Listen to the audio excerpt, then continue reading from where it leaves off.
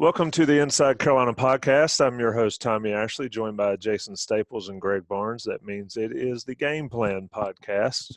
Recording this on Thursday night. You know what nighttime podcasts mean. John Siegley will be working overtime to get this published and out to you, but Jason, Greg, and I will have a lot of fun doing this show. Rate us, review us, subscribe, do all that stuff on YouTube. Subscribe so you can get these YouTube channels and maybe see us on a Thursday evening enjoying ourselves. Maybe see Jason Staples eating a meal during the podcast someday. It can always be interesting on the YouTube version. If you're on iTunes or Spotify or however you get your podcast, certainly send us a review, send us a rating. It helps us provide more content to you. And if you ask a question in there, maybe we'll answer it on air. Gentlemen, before I forget, Johnny T-Shirt and JohnnyT-Shirt.com. How can I forget them? Great sponsors of this podcast. And it is Christmas time. I'll talk about them in a minute, but you need to visit them and support them as much as possible. Get your gear there and there only. Gentlemen, it is Wake Forest week. And first, I want to say this is the 7th straight game Carolina's played in 7 weeks. And Greg, I want to ask you, to who goes the credit for that? Because we see these games getting canceled left and right. We see across the board problems with COVID across the nation. But Mac Brown and his staff, I guess they get the credit. They've done a wonderful job keeping Carolina safe, keeping Carolina available to play. I think it's pretty remarkable from where we came from talking about this nearly 2 months ago.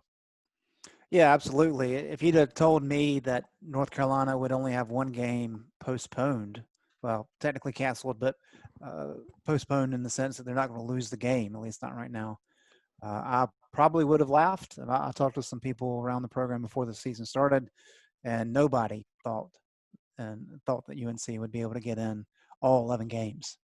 Thought it was really kind of a pipe dream. So, yeah, you've got to give, North Carolina for sure credit. They've taken it seriously from day one, even dating back to the spring. And I really think that's a big part of this. I don't know if poetic justice is the right framing, but when Mullen's talking about, packing the swamp, and then a week later they have all the cases, there's something about that, right?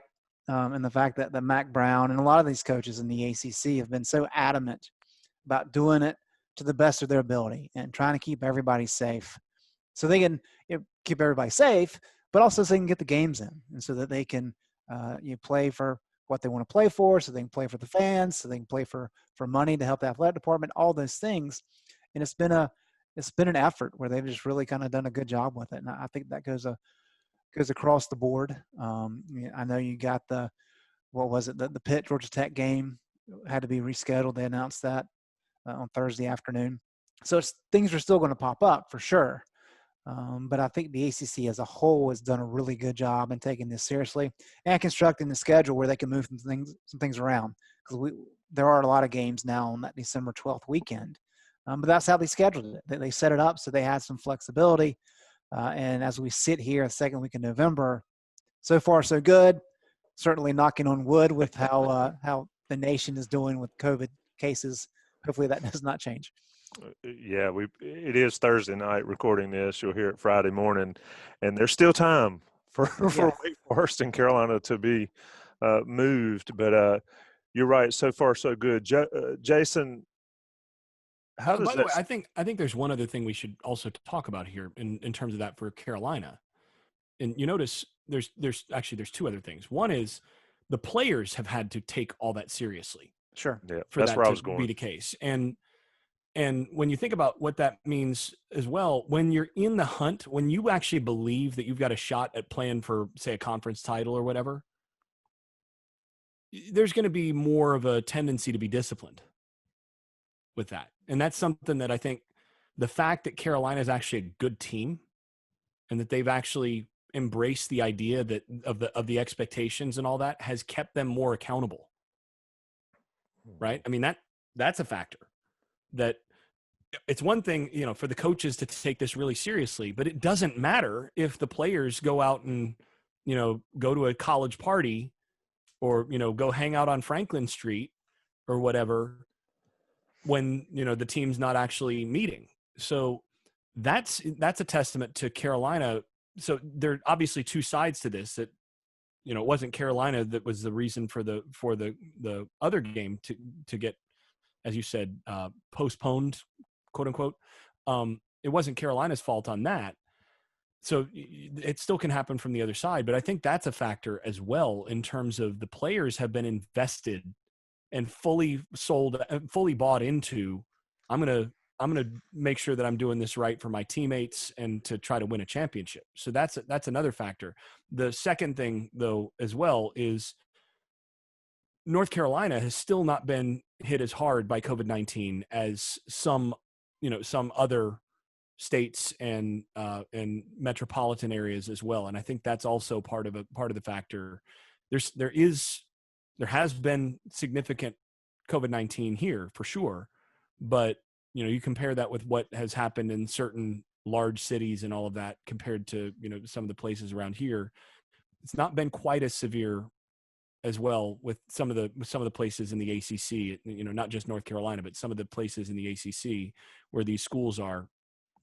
It's been ducked a little bit more regionally, I think, as in terms of where the campuses are located as well. So I think the first one is the bigger factor. The second one also can't be ignored completely. Yeah, and that tells you folks how much we do these podcasts, and because that's the exact question I was going to ask Jason. It was going to be, how does that speak to the Mac Brown's program, his program of accountability, and all those things? Jason answered it before I could ask it. Coming out of Halloween weekend, I mean, a lot of people who listen to this podcast probably old enough that you have to rack your brain a little bit, but if you don't blow a gasket thinking back too far on this. Halloween on a college campus, even when most of the students have gone home, Halloween in college tends to be a pretty fun endeavor for a lot of people. So that's one of those things. I told you, don't blow a gasket now. Thinking about this, starting to sweat. But, yeah, Halloween tends to be a pretty good time for college age students. And again, when you're really invested, you're going to be more likely to avoid that scene. When you're less invested, those players might start, decide, I heard about a party over there that's going to be pretty good tonight, and I'm going to go to that. And the final thing, actually, to make that even easier, is when there really aren't other students to speak of on the UNC campus. That factor is huge. So if you go to a place like Florida State, where they've got students on campus, right? There's a lot more risk. Or Clemson, they've got students on campus, and those places, how did Trevor Lawrence get it? Well, there's just a lot more contact that he's going to necessarily have because there's people around, and UNC, by pulling the plug when they did, actually that made it a lot easier for the programs as well. And when you come to something like Halloween, where there are fewer parties because there just aren't as many students. Yeah, I agree with that. I mean, I'm not getting into the politics of it or the mechanisms of it, but when they got students off campus, for the most part, that saved the football season. Oh, absolutely. In my opinion. Yeah, absolutely. So let's talk about this game. Wake Forest comes to Chapel Hill. If I'm reading correctly, and it's hard to believe because Wake Forest is just up the road. It's the third time in almost 10 years that the Deacons have been to Kenan Stadium. Greg, they come in on a 4-game winning streak. But that's not the most impressive thing that Wake Forest comes in with. It's the turnover margin. I want you to explain to me and to our listeners how a team in college football today can be 15-1 in turnover margin. That stat might be one of the most impressive stats in the nation to me. Yeah, and it's interesting because depending on who you talk to, there's a lot of thought that turnovers are largely based in luck. Now, how much can you influence luck? We could have that discussion for quite a while, I'm sure. That certainly plays a factor when you're talking about a differential to that extent. But what Wake Forest does is they really take away the deep pass. They give up the fewest explosive plays in the ACC when you're talking about 30-plus yards, and they're right near the top, and 20-plus yards plays. So they keep everything in front of them, and that forces teams to kind of march down the field on them. And that's one of the ways that you get in these situations where they're able to capitalize. Offensively, they're just fundamentally sound. Sam Hartman has done a fantastic job. He's very smart with his decision making, doesn't take any risks, and they're able to move the ball effectively. And they hold on to the ball. I mean, he hasn't thrown a pick yet. So it's good coaching, a little bit of luck, and then some schematics. And when all those three things work for you, you end up with a ratio like that where you're plus, 2.3 in turnover margin, which is going to win you a lot of games. Jason, when you're looking at that, you look at their record. They lost to Clemson, which no harm in that. Everybody does except Notre Dame, I guess, last weekend. The outlier there is the shootout against NC State. They lose that game. But let's talk about Wake Forest schematically. A lot was made when Jamie Newman transferred to Georgia and then quit, or opted out at Georgia. You're excused. But Sam Hartman, I've mentioned this before on this podcast this week, he actually beat out Newman last year before he got hurt. And then Newman went and had a ridiculously good year for Wake Forest with Sage Surratt's help as well. Neither one of those guys will be on the field in Kenan Stadium. But what does Wake Forest do differently, if anything, than they did last year with Surratt, with Newman, and with those guys on offense? Well, I think the biggest thing is that Newman was basically another running back at quarterback. I mean, I thought it was a weird fit for him to go to Georgia to begin with, because he throws it well. He's a good thrower, but he's not like a NFL level, NFL starter level passer, drop back passer. In my view, he might end up playing in the NFL. He's got a strong enough arm, and there can be some development there. But what he did at Wake Forest that made him so dynamic was he was able, with their extremely unusual, like they've got a unique offense with what they do with that elongated mesh point, where they just, the quarterback just rides along and just, they'll go through the hole together. I like that elongated mesh point. That's excellent. Yeah. Is that kind of like the muddle huddle that I call it? Yeah. Elongated muddle huddle. Yeah. I mean, they just, the quarterback will stick the ball in the running back's gut, and then just, they'll sit there and this is a response to so many teams deciding to try to muddy the read. So you'll have a like if you're reading the defensive end will try to not turn his shoulders so much that the quarterback obviously has to keep it. He's going to force the quarterback to hold it just a beat, and then go in on the running back, because that allows the defense to regain a little bit of the timing edge. Well, Wake Forest has just leaned into that and said, okay, fine. If you're going to muddy this and the read's not clear, my guy is just going to just stay right there meshing with the running back, and he'll just keep meshing up the field until somebody tells him you got to pull it or you got to give it. So whoever's going to hit whoever's first, that's when it's going to be given. And the thing is, when Newman would pull and run, he was every bit as good a runner. I mean, he's 220 pounds or whatever it is. I mean, he's a big boy, and he's gonna. That's a grown man coming through there carrying the football who can move. And that guy, as a runner, gave you a ton of problems as a defensive coordinator, because he was just hard to get on the ground. And you're already adding the problem of that weird mesh point that you're having to deal with, and that unusual read option situation.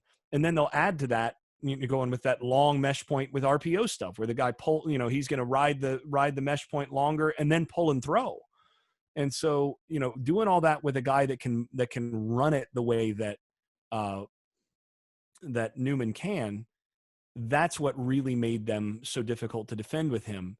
With Hartman, it's different. Hartman's actually a better thrower, in my opinion, than Newman was overall. And, in terms of not off of some of that action. Newman may have had a little bit better deep ball, a little stronger arm. So, I mean, that worked well with Surratt. But I think Hartman is a guy that you can throw more concepts with. And so that's something that maybe they're not quite as dynamic in the running game, but I think they're a little bit more of a threat to in the standard passing game. And again, no interceptions, only one fumble lost on the year. The other thing that's worth noting, 11 interceptions, by the way, their defense. I'm looking at all their numbers, and that's just, Greg, you were talking about this again, and I had to go and take a look at it. It's like, really, I mean, golly, that's a lot of interceptions, but no interceptions from Hartman. He takes care of the football. And that's the other thing that you're going to expect from them. But they do such a good job with that read option game of not getting behind the sticks, because it's so hard. They always have the numbers. And if you try to bring that extra safety into the box, then they're going to RPO you and throw it downfield. And that's going to make it tough. That they're so often in 2nd and 6, 3rd and 2, 3-yard gain. 2nd and 6, 3rd and 2, 4-yard gain. And that's what they keep doing to you. And then Hartman just makes the right decision over and over again. And then he's going to be consistent as a thrower, consistent enough. And that makes him tough to defend. Yeah. And Tommy, when you look at this offense in terms of the passing game, I mean, losing Sage Surratt's huge. And not only that, you lost Scotty Washington and then their third wide receiver. So those are critical losses in the passing game. And those were their vertical guys. Right. And so what does Dave Clawson and his staff do? Well, if you look at what they've done since the loss to Clemson, which was the season opener, they have carried the ball, run the ball 234 times. They have passed the ball 134 times. So 100 difference there. It's 47-27 on average over the last 5 games. And so kind of to Jason's point, they're not asking Hartman to be a hero. They're asking him to make smart plays, and they're relying on their run game. And then their defense has been good. Their defense has not been great, but look, when you've got that kind of turnover margin, and you're looking at when I look at Wake Forest, you're looking at, okay, this team is 27th nationally in red zone offense. They score almost every time they get into the red zone. 3rd nationally in turnover margin. They're converting 3rd downs, not at a great level, but 38%. It's not terrible. And then they take care of the ball. And so you do all of those things, and you've got a smart quarterback, you're going to be in a lot of games. And when you add to that, you're not giving up explosive plays. You're making other teams march down the field, which gives them the opportunity to make those mistakes.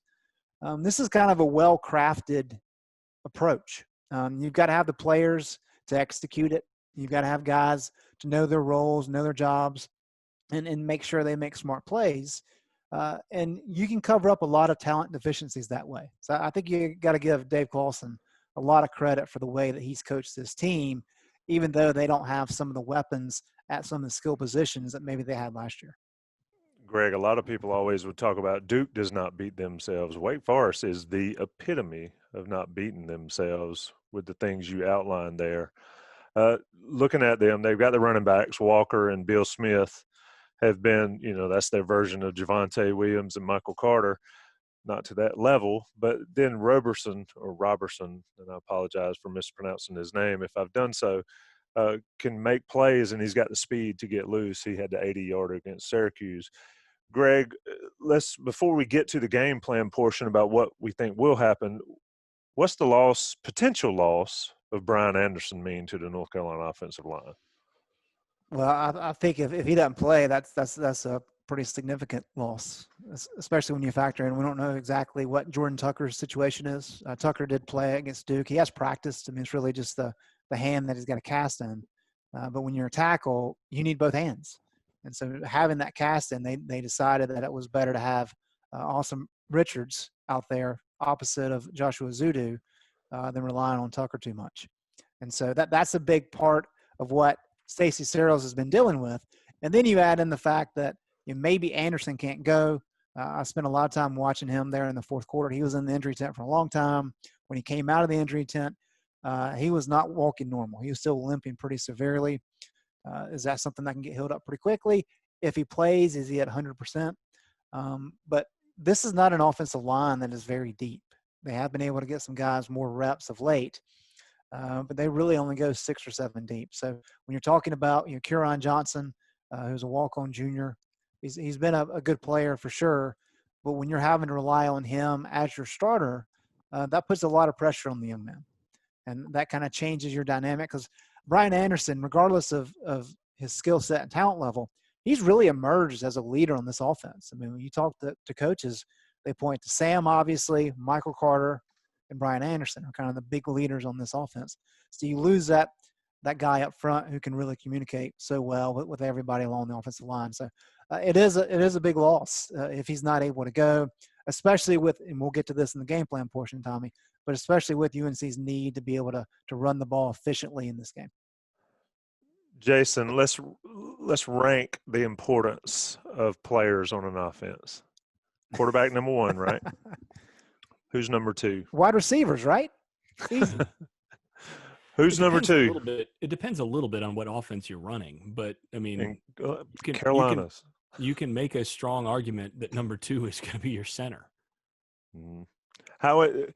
Just detail just briefly as you can, what all a center does on every given play. I mean, it's not just go up and snap the ball. In most offenses, the center is going to call the front. So the center identifies based on whatever on the defensive alignment who you've got to call the mic is what it's called. And you're identifying the person that is, however you want to talk about it, is identified as the mic linebacker. And it might not be a linebacker. It's just for formation purposes. Here's who we're treating as the middle part of the defense. That is who we, whatever our blocking assignments are, they're based on where the midpoint is. So, if you've got a protection, that guy's the mic. Normally the center calls the mic. Now you can delegate that to the quarterback, but that adds to the quarterback's plate. But you've got designation of the mic. You've got any sort of protection checks or checks in the running game in terms of run blocking. That goes on the center generally as well. It can be done by somebody else, but it's just a lot harder.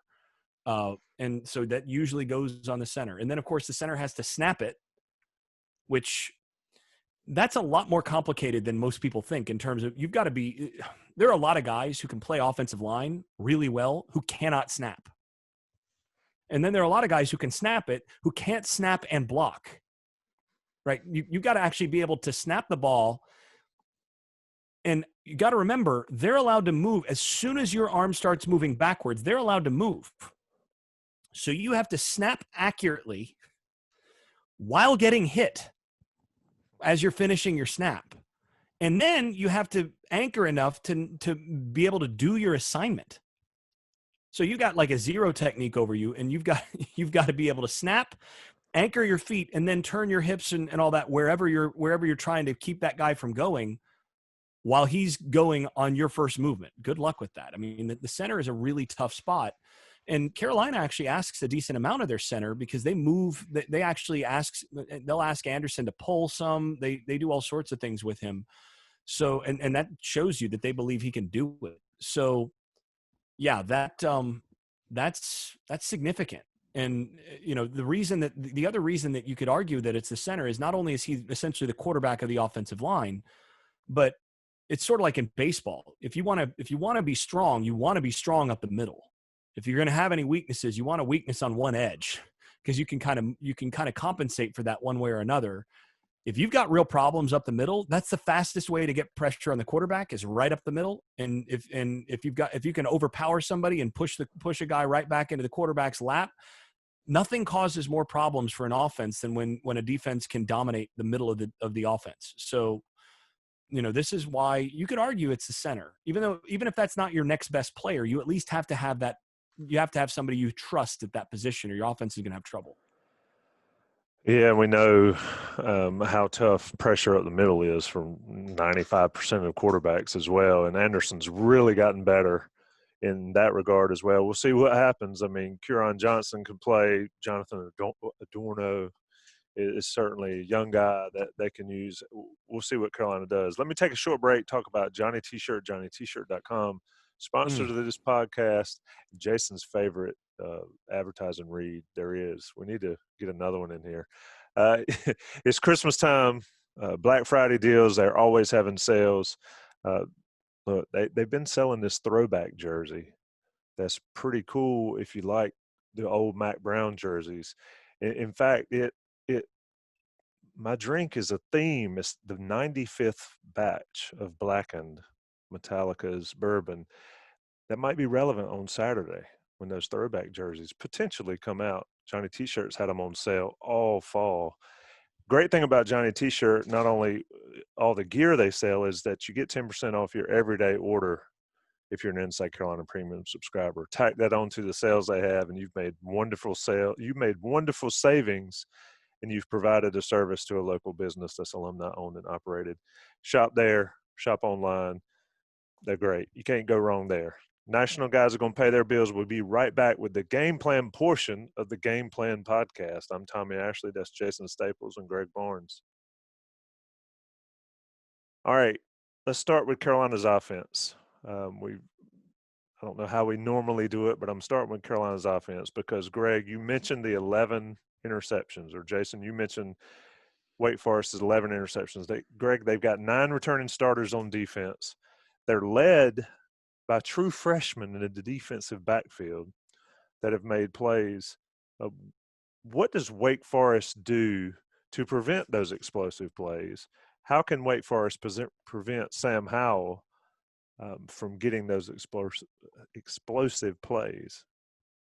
Well, I'll let Jason dive into the specific schematics of it, but it's just a matter of making sure you've got enough guys back where any deep passes are going to be interfered with, whether it be interceptions or whether it be pass breakups. I mean, you're really kind of daring somebody to throw deep. And we've seen a lot of teams do that against North Carolina this year, and they've had success with it. And it took North Carolina a little bit of time to figure out how to combat that. But I really think more than anything, this is a game where Sam Howell just has to be smart. I mean, if you look at what Wake has done, how they've won these games of late, they haven't lost a turnover battle in any of these games. And the last couple ones, they've been +2, +3. And that's going to get it done. And so what North Carolina is going to have to do is they're going to have to be able to sustain drives. And they're going to have success running the ball. And so what you're going to see, the Duke game was interesting in that Duke was determined to take away the run. And so North Carolina was able to utilize the pass game, really the quick pass game, early. I think 14 of the first 20 plays were pass plays. Some of those are RPOs, of course. And once Duke figured out that, crap, we're not going to be able to stop the pass, they've got to loosen up, and then North Carolina hit them with the run game, and it was over. This is going to be a little bit different in that North Carolina's got to have success running the ball. And if Sam tries to force the issue down the field, you're setting yourself up for some opportunities to have some passes intercepted, or at least have some plays not go in your favor. Then all of a sudden, instead of 1st and 10, you're looking at 2nd and 10 or even 3rd and 10. And that's not what you want to be in, obviously. So I think this is a game that we get to see some discipline out of Sam and how Phil Longo does a good job with him. He forced some things earlier in the year, and he's made strides in that regard here of late.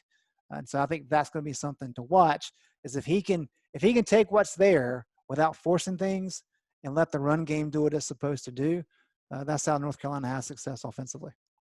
Jason, build off that. I mean, I think last year the success that Carolina had in the first 2 games against Miami and South Carolina didn't really work against Wake Forest, at least in the first half.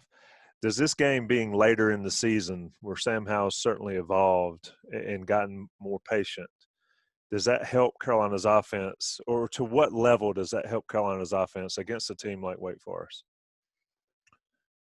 Muted. I get to tell you you're muted. It's usually Buck. I think it helps a lot that that first of all they're a lot further along in the system, and just in terms of understanding what's being asked and all of that, so you can be more patient. You can understand what you're up against. The thing that to me is the bigger issue here, the bigger help, is Wake Forest gave North Carolina a ton of trouble up front last year with all the slanting and all the movement that they brought from their defensive line and their linebackers. I mean, they did a lot. They played a lot of games up front, and Carolina's offensive line is talented. Those guys, when they get their hands on you, good luck. But the place where they've had some issues at times for last year, and then a little bit less so this year, has been when teams have moved on them, and when you've got to have communication and passing stuff off. And last year they weren't very good at that at all. I mean, they're in a new offense and you're figuring stuff out with young offensive linemen. And, you just had guys that, I mean, I remember going through to look through plays to break stuff down. And there were plays where guy would pull and he's supposed to block that guy. And he just had no idea who he's supposed to block. Or, a guy would pull and the guy that's supposed to block the guy that's over the puller would block somebody else. And just, you'd have guys coming completely free. That's the stuff that shouldn't happen this year. And it hasn't happened all that much this year. It's happened a few times here and there, but that's going to happen against, on occasion, even with experienced teams, but it's happened a lot less. And so that the question is whether or not they're going to be able to really, whether we're going to see that difference take over. Because if Wake Forest isn't able to cause some confusion up front and get the free runners to create tackles for loss like they did last year, then North Carolina is going to be able to they're going to get that running game started up, and then it's easy to be patient because then you're running the football. You're able to do all that. The real danger here is that the guy that you count on the most to make sure that those things are identified is out. And that's where Brian Henderson is just so important. And that's my concern coming into this game is, are they going to be able up front to handle all the movement that Wake Forest is going to throw at them with a different guy at center? Are they going to have some busts and guys coming straight up the A gap or the B gap without being blocked just because you have a new guy in there? When you have a bunch of guys that have played together, and I know Ingersoll has talked plenty about this, that when you played next to a guy for years, you just know where that guy's going to be. And when all of a sudden there's a new guy in there next to you, that it takes some time to get natural again with that stuff. And so that's my concern coming into this. They should be a lot better, but they need to be a lot better in order to be able to do offensively what they should do and what they need to do in this game. Greg, is this a Javonte and Michael Carter game, or is it a Sam Howell game for Carolina's offense? Both is not an option. It's multiple choice, but there is no both. Yeah, I mean, I think the fact, again, I like the Duke game just because it's kind of a good test of kind of what you're looking for, right? You look at how that game played out and everybody's talking about, wow, Javonte Williams and Michael Carter dominated the game and their stats are impressive, right? And Sam's are, okay. But again, the reason they had good games is because of what Longo and Howell were able to do in the passing game early. And that really kind of broke Duke's back. And then it was Javonte and Carter all to the races. I do think with Wake really liking the idea of making teams travel the length of the field. I think the opportunities are going to be there to run the ball. I mean, they've been good against the run. They haven't been great. I think 4.6 yards per carry is what they're allowing. And if you look at Virginia Tech, who's got one of the best run games in the country, when they played a couple weeks ago, Virginia Tech had 210 yards at 4.9 yards per carry. But because Virginia Tech doesn't have much of a passing game, Wake Forest was able to capitalize on that. And so I really think it's a matter of utilizing the run game, having success, being able to move the chains, wear down Wake Forest, get into the second half, and then take some shots when you have the opportunities. The fact that the Sam did so well with the RPO game, especially with some of those quick slants against Duke, that's what you got to do. Take advantage of those. You don't have to throw a deep ball every single time.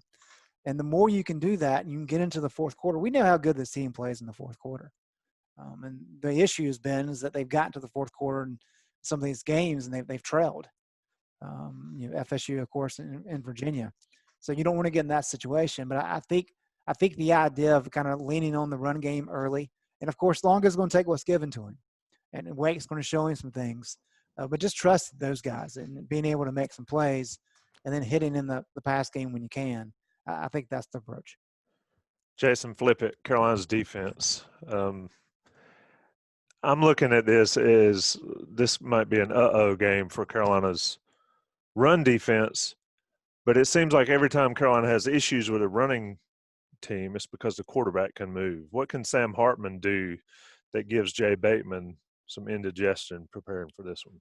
It's that long mesh point, and Wake Forest doesn't need their quarterback to be a horse like Newman was, right? They don't need their guy to be that. Now, if they get that, look out. That makes it a lot harder. What they need is a guy that's going to consistently pull the ball when it's the right decision. Because you tackle that running back, and all of a sudden the quarterback has the football and gets 4 yards. And all they need is 4 yards because now they're ahead of the sticks and they do the same thing, same dang thing again. And if you do the same thing, God dang it, now it's 3rd and 2 again. Dang it. And now they're going to run it again. And so that's the thing that he can do to give you trouble is constantly make sure that they have the numbers in the right spots. So, and again, you don't have to be a super runner as a quarterback. You just have to be tough. You have to make the right decision every time. Now, defensively, if you can be physical with that guy and maybe force him into a bat, if you can force that guy to pull it when you're actually going to be tackling him, now you get him behind the sticks. The way to stop Wake Forest is if you can get them in 2nd and 9, they're a totally different offense. If they're in 3rd and 7, totally different offense. If it's 3rd and 3, 3rd and 4, God dang it, here we go again.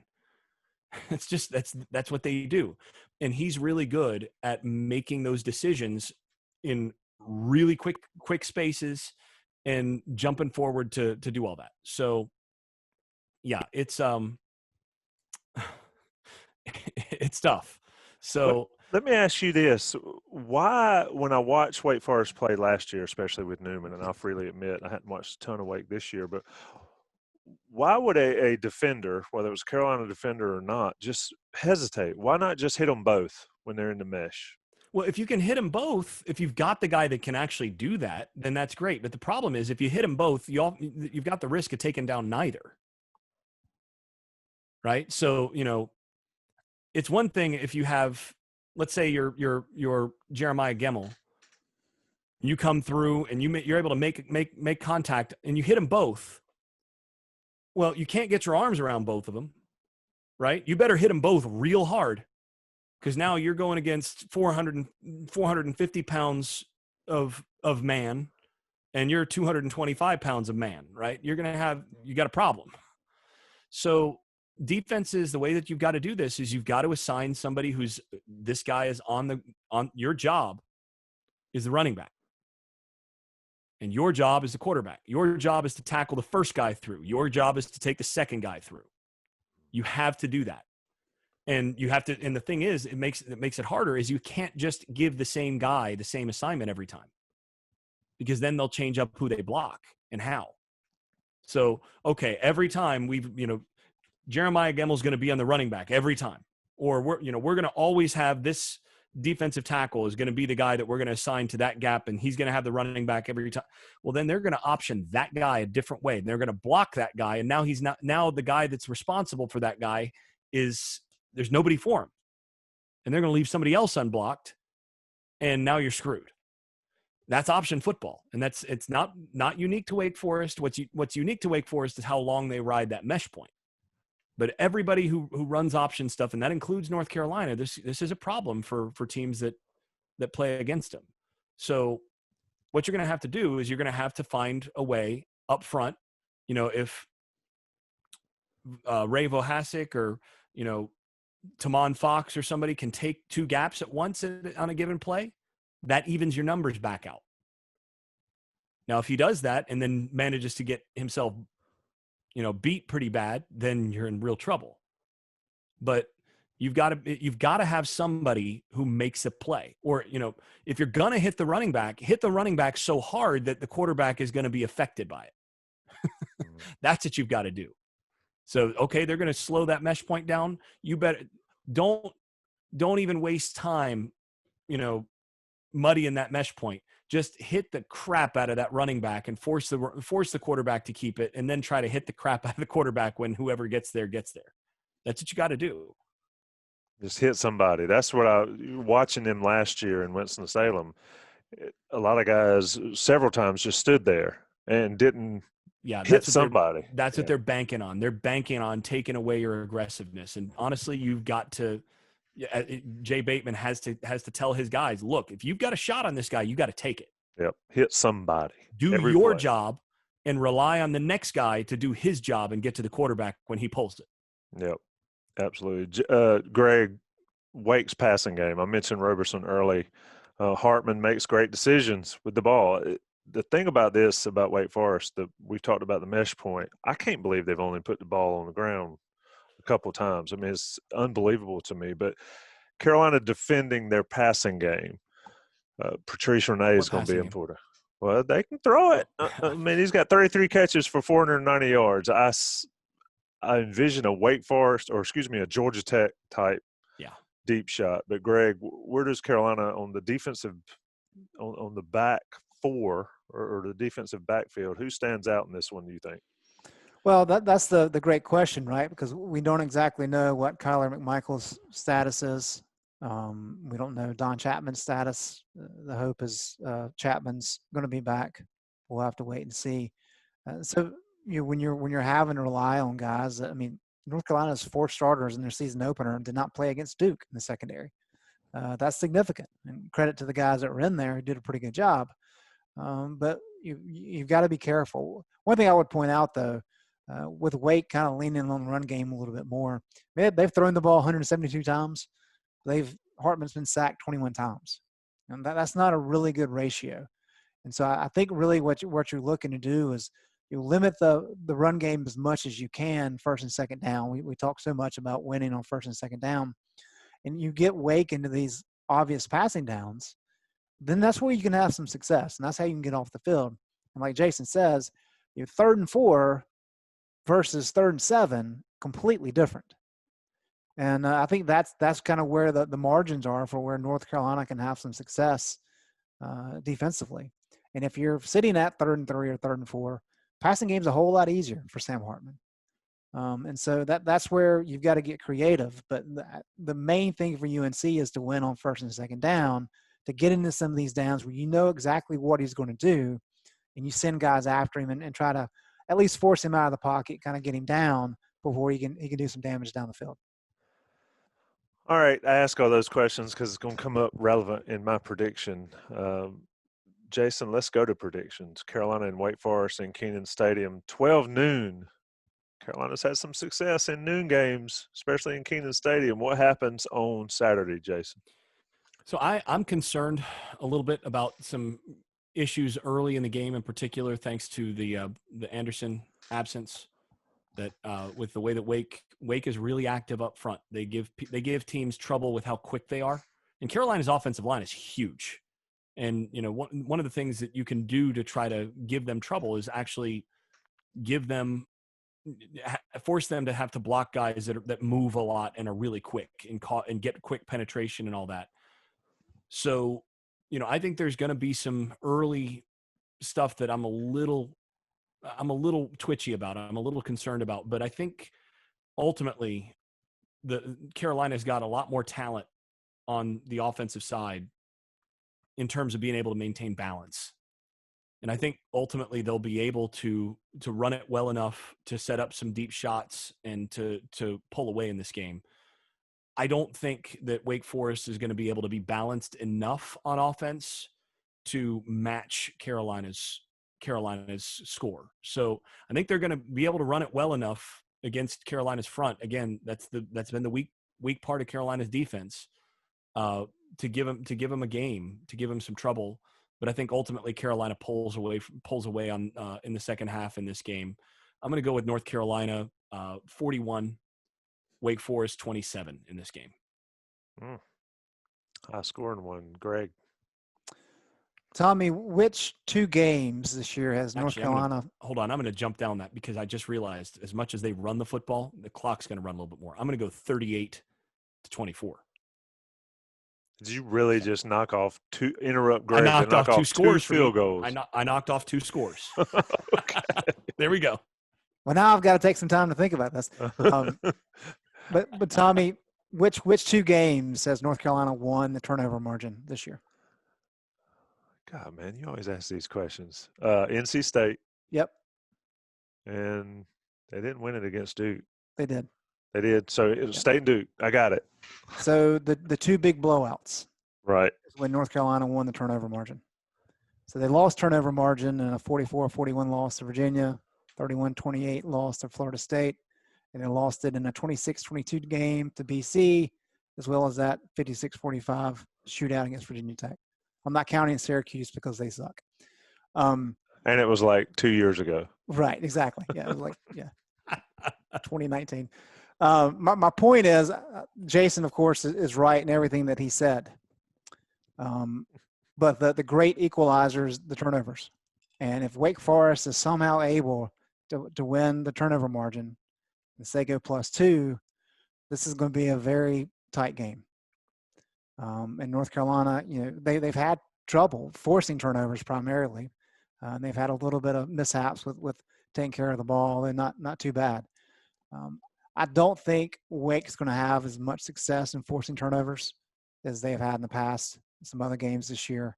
I think Sam Howell's done a really good job. And UNC running backs have done a great job taking care of the ball, not fumbling. I know Javante had one, I guess, where Virginia, but it fumbled it out of bounds. So I think because of that, this tilts in North Carolina's favor. This is another one. I'm a little surprised that the point spread is 2 touchdowns. But I think North Carolina takes care of the ball well enough to win this one. I've got them winning 35-27. Ooh, 2 Carolina wins. Let me tell you. Okay. I ask about hitting both, Jason, for a reason. Sam Hartman has rushed hold on, I had it right here in front of me. Daggone it. Hartman on the years averaging -4 yards rushing a game. I understand that sacks play into that. He's had 21. But he is nowhere near the runner that Jamie Newman is. The running backs, on the other hand, are averaging 88 and 78 yards a game. They have some success, and they're pretty good. Carolina has to tackle the running backs. If Sam Hartman runs wild against Carolina, then you tip hat to Dave Clawson, and Wake Forest likely wins this one. I think that Brian Anderson's absence or not, if he plays, how effective he'll be, I think that is big. We've talked about it, Jason. You really hit on it. Anderson is key. A lot of people were down on him. At times, he has gotten so much better. So his absence is concerning. Carolina has to catch the football. Diami has to catch the football. Whoever's in the slot. Emory Simmons has been fantastic. They can't have tip passes because Wake Forest has been opportunistic in getting those type interceptions. I keep wanting to pick a football score instead of a basketball score in these games, but it's hard for me to do so knowing how Carolina can put up points. You said you backed it up, Jason. What'd you say, 38-24? I'm going to go 40 Carolina, 31 Wake Forest. It all depends, like Greg says, on turnovers. And if Carolina can be smart, if Sam Howell can be smart and they can hit the running backs and force Sam Hartman to beat them on defense, I think Carolina wins this one in some potentially throwback uniforms. Wake Forest is sneaky good, and Dave Clawson is a sneaky good coach, and they don't get enough credit, but I think Carolina pulls it out. Jason, I am praying that somebody tries to hit the mesh point and just splits right in between them, just so we can talk about this next week. So split the elongated mesh. Look, it's we've gone at this for 7 straight weeks in the middle of all this that's going on. You guys have been champs. Folks that are listening to Inside Carolina Live on Saturday starting at 9 o'clock, you'll get me and Joey Powell, but also get Jason Staples and Greg Barnes live in the build-up to Carolina and Wake Forest at 12 noon in Kenan Stadium. And then 2 weeks off, and Greg didn't announce the Notre Dame time is 3:30 on Friday after Thanksgiving. Black Friday. Yep. Black Friday. So shop online and watch Carolina then. Johnny T-shirts. Absolutely. I've already look, if you're buying Carolina gear anywhere else, I don't know what to tell you. Guys, it's been awesome. You're great. That'll do it for the Inside Carolina podcast. Game plan, Jason Staples, Greg Barnes. I'm Tommy Ashley. Thanks, Tommy.